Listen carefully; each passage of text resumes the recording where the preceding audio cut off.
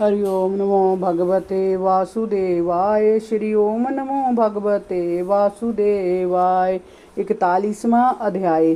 भगवान श्री कृष्ण का मथुरा में प्रवेश। श्री सुखदेव जी ने कहा, परीक्षित, जल में भगवान श्री हरि ने श्री कृष्ण के रूप में अक्रूर जी को दर्शन दिए और श्री अक्रूर जी ने इस प्रकार उनकी स्तुति की। उसी समय भगवान श्री कृष्ण अदृश्य हो गए, जैसे कोई नट अपना अभिनय दिखाकर पर्दे की ओट में हो जाए। जब अक्रूर जी ने देखा कि भगवान का दिव्य स्वरूप अंतर ध्यान हो गया है तो वह जल से बाहर आ गए।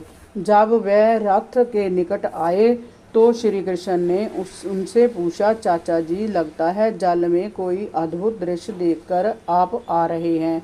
आपके चेहरे से ऐसा ही प्रतीत हो रहा है। अक्रूर जी ने कहा, प्रभु, पृथ्वी, जल और आकाश में एक ही अद्भुत दृश्य है। वह सब आपकी मनोहर छवि में मुझे दिखाई दे रहा है। आप विश्व रूप हैं, आप ही अद्भुत लीला करते हैं। आपको देखने के उपरांत और कुछ देखने के लिए शेष कहाँ रह जाता है। ऐसा कहकर अक्रूर जी ने रथ हाँक दिया।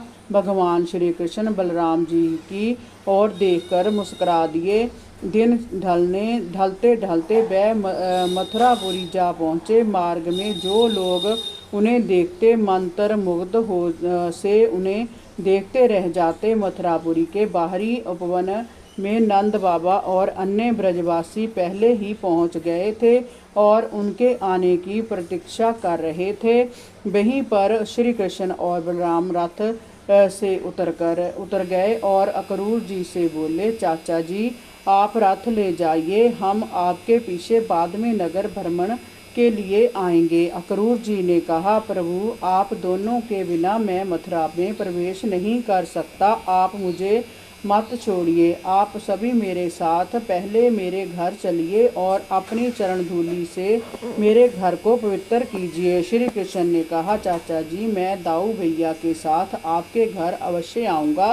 पहले जदुवंशियों के द्रोही अपने इस मामा कंस से तो भेंट कर लूँ, फिर मैं सभी से मिलूँगा।